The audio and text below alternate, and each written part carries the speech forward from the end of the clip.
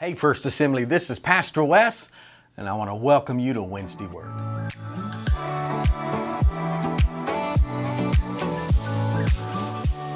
Listen, it's so good to have you with us tonight. I want to thank you for joining, and I'm excited. We've been in a series called Change, and we've been looking at what does it mean to change, and how do we approach it so that the changes we're wanting to see in our lives aren't temporary, but are long-lasting. You know, how do we make change last in our lives? And it's frustrating when you work at change and then it doesn't last. It gets to be very discouraging. You know, I'm trying to quit something and I quit for a while, but then I go back. I'm trying to start something and I do it for a while, but then I get tired, I miss it, and then I don't go back. Those kind of things frustrate us when you are trying to change and you're not seeing the fruit of change. And so we've been looking at what does it mean to be a student of yourselves, being able to look at your life in honesty and learn and grow from there. Because I'm a believer of this. All of us are going to change. And if you don't believe me, look at the last 10 years of your life. Are you the same person you were 10 years ago? We're not. We're different. We're in a different place. We've learned things. We've grown in certain ways. And so if looking back, I see the change, then it's silly for me looking ahead to think that I'm not going to change. And so if I'm going to change, my whole thing is let's be intentional. No one stays the same. And so if you're going to change, let's change on purpose, and let's change in a way that will bless and benefit our lives. We have to choose to move towards health. And I can promise you, no matter what situation you're in today, no matter what situation you're facing today, there is a path from where you are to healthy living. There is a path from where you are to redemption, to wholeness, to healing, to forgiveness. There's a path for it. And I don't believe that things automatically get better. I think this is what a lot of people do. Things kind of get a little squirrely. Things kind of get a little sideways on us. And we just think if I ignore it long enough, it'll just kind of work itself back out. I think things are worked out because they're worked out. And so they don't get. I think we build bridges to where we're going. And so last time we were together, I asked you this question. What are you growing towards? If you stop and look at your life, what is the trajectory of your life? Where are you headed? And are you happy with the direction that you're going?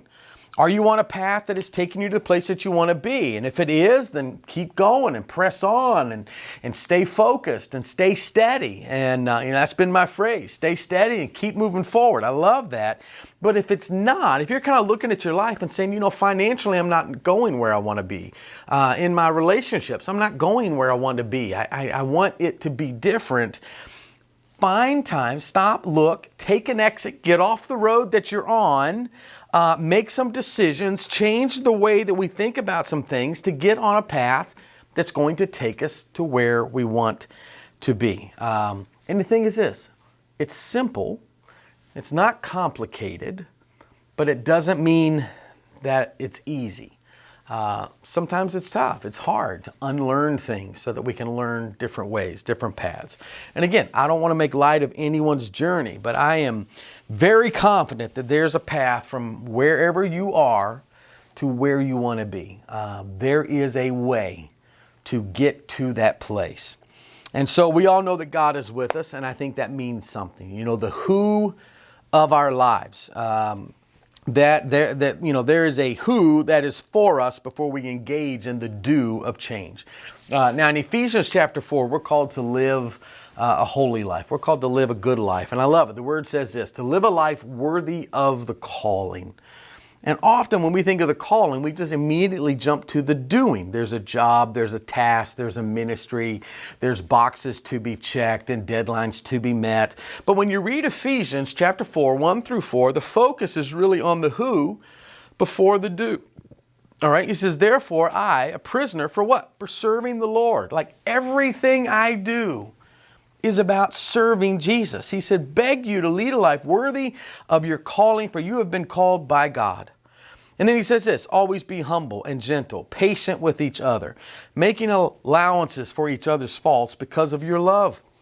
Make every effort to keep yourself united in the Spirit, binding yourself together with peace. For there is one body and one Spirit, just as you have been brought into one glorious hope for the future. And so in all that we do is what?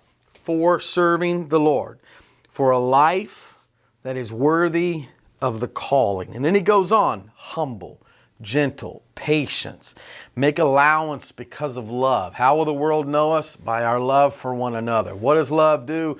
Love covers a multitude of sins. Do all that you can do to stay in unity in the Spirit. Bind yourselves together with peace. There's one body, one Spirit, and one glorious future for the hope. Philippians 3:8 says this, what is more, I consider everything a loss because of the surpassing worth of knowing Jesus Christ my Lord, for whose sake I have lost all things. I consider them garbage that I might gain Christ. Colossians 3:17 says, and whatever you do, whether in word or deed, do it all in the name of the Lord Jesus, giving thanks to God the Father through him.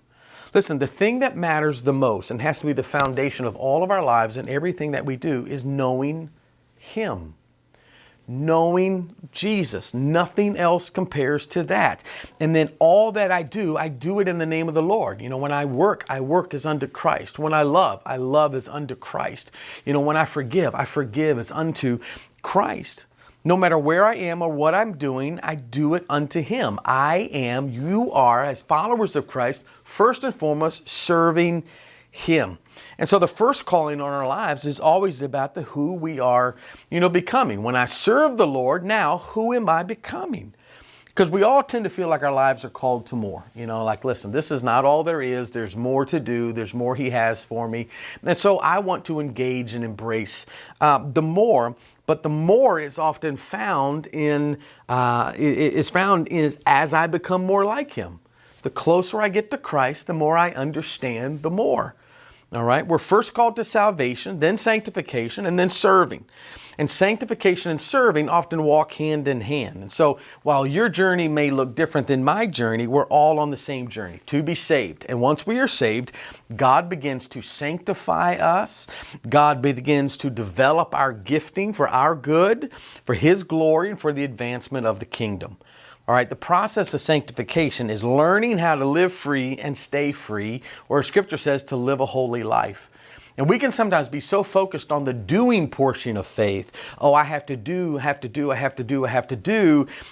it has a place. I'm not saying don't do. It has a place. Faith without works is dead. That's what James 2:26 tells us. The doing is important, and it is important because it's often in the doing that people see Christ in us. They look at your life and go, whoa, there's something different about you. There's something different in the way that you care about people. There's something different in the way you handle your emotions. And I lose my mind and go crazy and yell and scream, but you just kind of love people and you work things out and you trust God with things. And so the doing is important because that's how the world sees in us. But the power for us to do comes from who we are grounded in. The more that I become like Jesus, no matter what I'm doing, seemingly big or small, big tasks or small tasks, it's never insignificant when it's connected to him. Teaching someone, spending time with someone, carving some time in your schedule just to do something that you just kind of feel the Lord led you to. While it may seem small in the moment, big things can come from those deals. In Mark chapter 10, James and John wanted position. They wanted Jesus to give them position. And so they talk to Jesus and they say, listen, hey, when you come into power, can we have the positions to your right and to your left? And so Jesus does what Jesus does. He takes this moment, he makes it a teaching opportunity, and he says, listen, guys, if you're going to follow me, a lot of following me is about flipping things upside down. You've got to think differently. This is why we have to be transformed by changing the way that we think. He said, you got to think differently about what's big and what's small. You have to think differently about who's important and who is not, what is first and what is last. You want to be at the top, you got to choose to be at the bottom. And so small is the new big. Remember when Jesus was going into Jerusalem and it was going to be his triumphal entry, and we know he rides in and there's everyone shouting, Hosanna, Hosanna. It was like such a big thing and such a big deal. And Jesus says, hey, listen, I need 2 people to carry out a task for me. And he says, how about, you and you? We're not even told who they were, but he picks 2 that were following him. And he's like, okay, here's the special task. I want you to go into town and you're going to see a donkey, and I want you to get the donkey and bring it back to me. And can you imagine, like when Jesus handpicks you for something, it's like, are we going to call fire from heaven? Are we going to cast out demons? I mean, what do you got? What do you got for me, God? Because I am so excited because it's going to be big and it's going to be awesome. And then all of a sudden, Jesus just puts you on donkey duty. Go get the donkey and bring it back to me. And you're like, no fire, no nothing. I mean, can we heal someone? What? Just go get the donkey and bring it back to me. And that had to be a little bit of a letdown, kind of like, well, it's, for a special mission of the Lord, it's not what I thought we were going to be. But here's the thing, the size of the thing God is asking you to do doesn't determine the significance of the impact. See, what you think is small can actually be big. See, what they didn't know is this, that donkey that Jesus is sending them to get is going to be what carries him to his destiny. That donkey brought him into Jerusalem and kicks off the whole crucifixion story. And it was an incredible part of the whole journey. Size doesn't determine the impact. Whatever God calls you to do, if Jesus is your focus and your foundation, it's not small and it's not insignificant. All right. We took a little bit of time and we looked at a couple of folks like Abraham and Sarah, who God changed their names. Jacob, who wrestled with the Lord and had his name changed to Israel, changed his life. Gideon was hiding in a wine press and the Lord shows up, calls him mighty warrior. In John 1, Simon, who first time Jesus meets him now. Not like I got to know you, first time he meets him and says, listen, no longer are you Simon, you're Cephas or Peter, which means rock. And my man was anything but a rock. He was emotional. He was a hothead. He was a denier. But we can read the life of Peter and come up with a lot of reasons why he's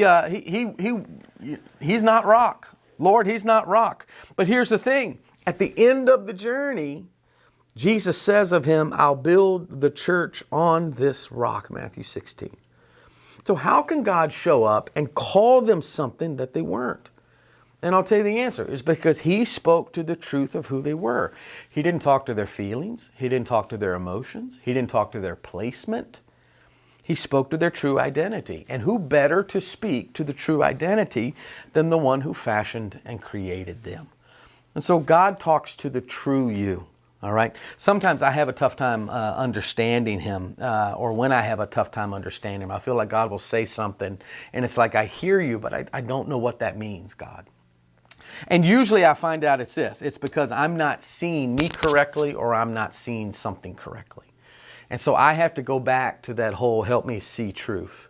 And when I see truth, I can receive truth. All right? Because you do what you do based on how you see you.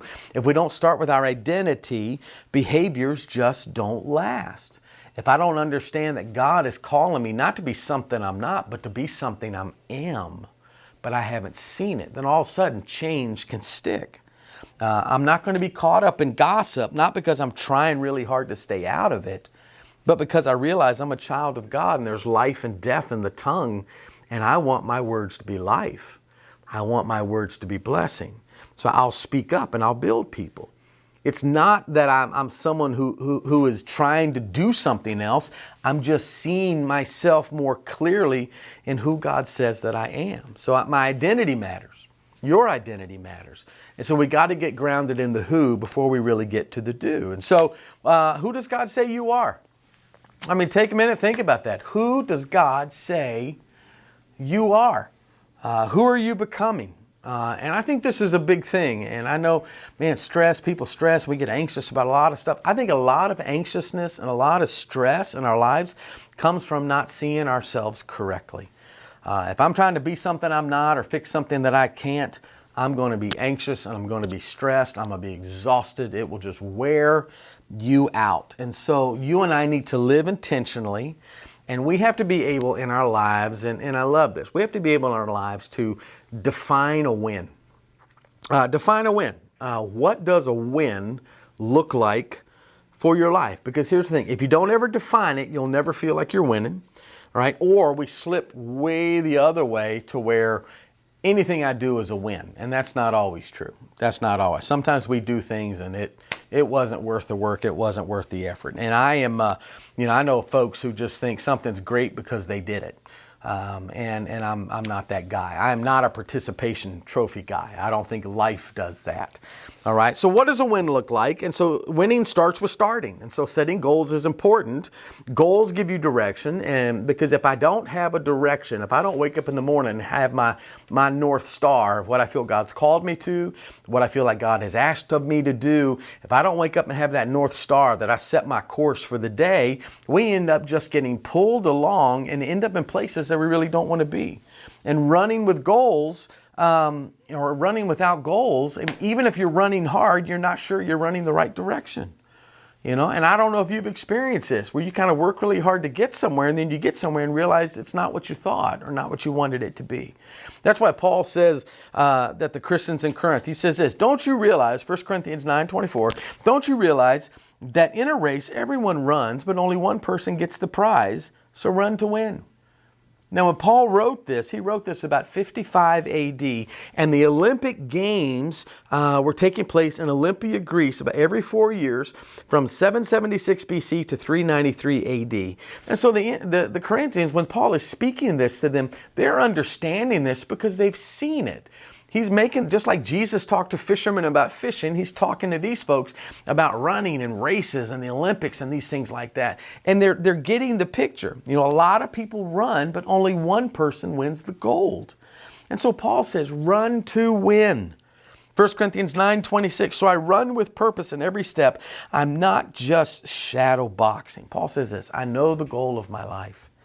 And he tells us in the book of Acts 20:24, but my life is worth nothing to me unless I use it for finishing the work assigned to me by the Lord, the work of telling others the good news about the wonderful grace of God.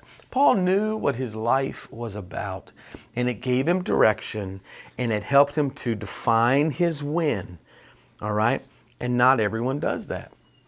It's important that you define your win. Now, I love this story. In 1984 Olympics in Los Angeles, there was a guy named Mario Prosperi who won a gold medal. He was a long distance runner, and it inspired him. He won the gold medal and says, you know what, I can do more, I can do greater, I can do longer. And so in 1994, 10 years later, he signed up for an ultra marathon. Okay, an ultra marathon in Morocco. And it was a multiple day run. I forget how many, it was, 100 miles or 200 miles. It was crazy, just a crazy amount. I drive that much in a day and I'm tired. And this guy's going to run it. And on the fourth day of the race, he was running and a sandstorm blew in, and somehow he got turned around and proceeded to run off course in the wrong direction. Ended up lost and ended up in a situation that they say this, that he survived by drinking his own urine. He found a shack or a cave thing, and it had a dead body in it. I remember reading that.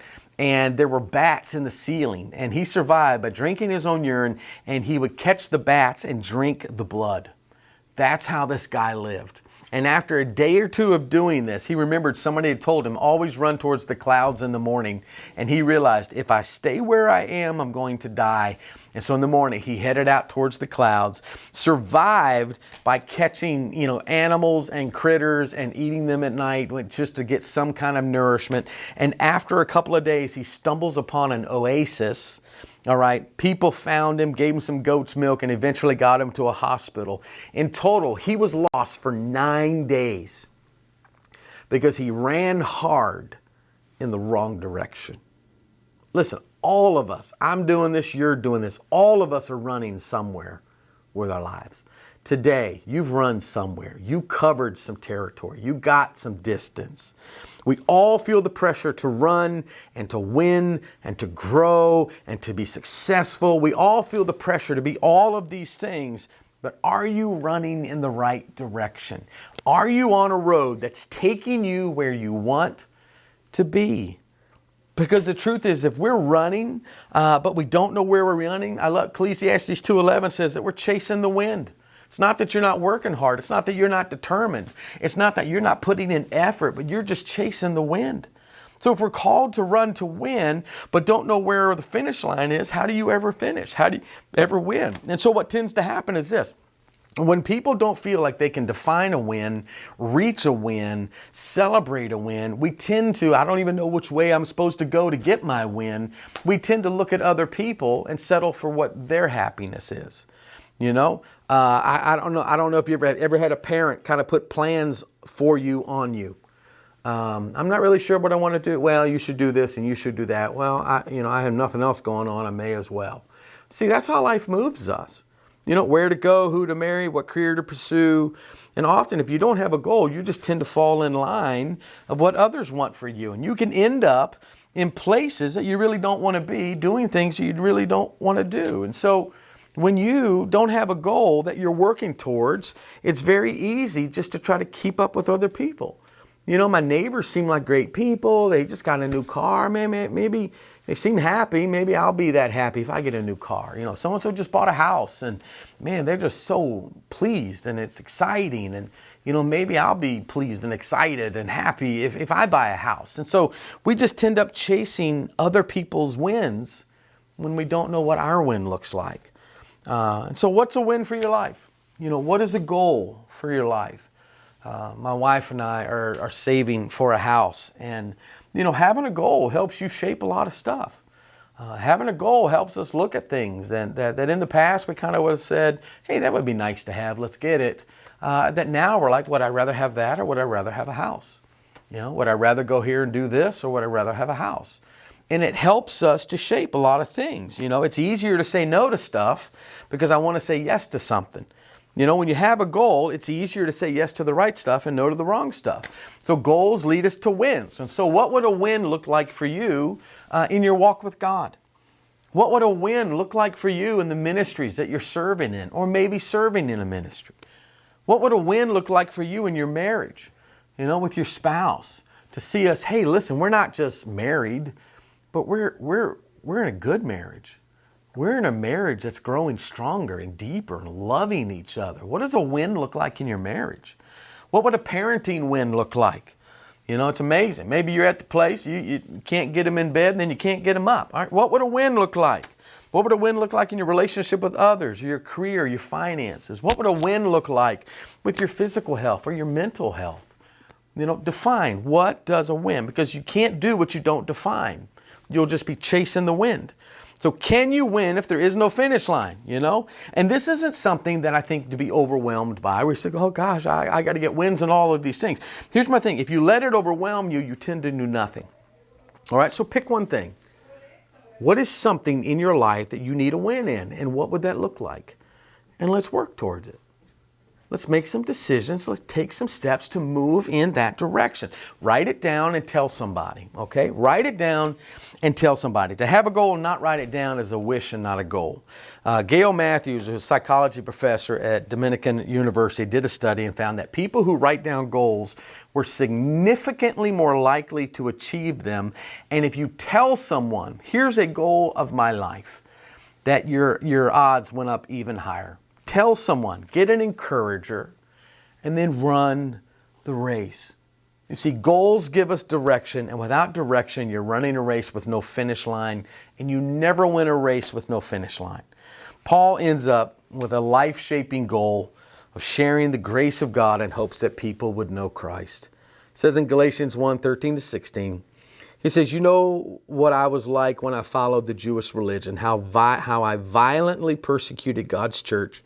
I did my best to destroy it. I was far ahead of my fellow Jews in my zeal for the tradition of my ancestors. But even before I was born, God chose me and called me by His marvelous grace. And then it pleased Him to reveal His Son to me so that I would proclaim the good news about Jesus to the Gentiles. When this happened, I did not rush out to consult with any human being. Sorry. He had a goal. And the goal that he had, I'm going to tell people about Jesus. It inspired his entire life. See, defining the win is not how you win, though. Defining the win sets the goal. We're going to get into this next week. The truth, truth sets you free. But you win when you stop trying and start training. And we're going to get into that next Wednesday night. I want you to come back. This is good. this is good and this is going to help you and bless you, I believe. So tonight I want to leave you with this. What are the areas of your life that you need to win? I'm not giving anybody homework. You're all grown adults. But I am saying to do something, okay?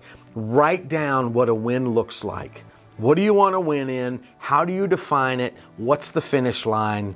And what is one decision that you could make today? Go to God in prayer. Ask the Lord to speak to you. What is one decision that I can make today that is going to move me closer to the win? Because God is with you and God is for you. And I believe you can do this. First Assembly, I love you. I bless you, man. We got a lot of cool things that are coming up. Father's Day this Sunday. Don't tell anybody. I hear there's going to be bacon. A pound of bacon for every man over 18. I want you to come be a part of that. We've got Chill and Grill coming up on the 28th of June. We've got an outreach on the 24th. It's a Saturday. What an amazing opportunity this is going to be. Would love to have you come sign up and help us go love a community. But more than anything, guys, I just want you to know how deeply God loves you and He is for you. And I bless you. So make sure that you tell somebody about Jesus. God bless.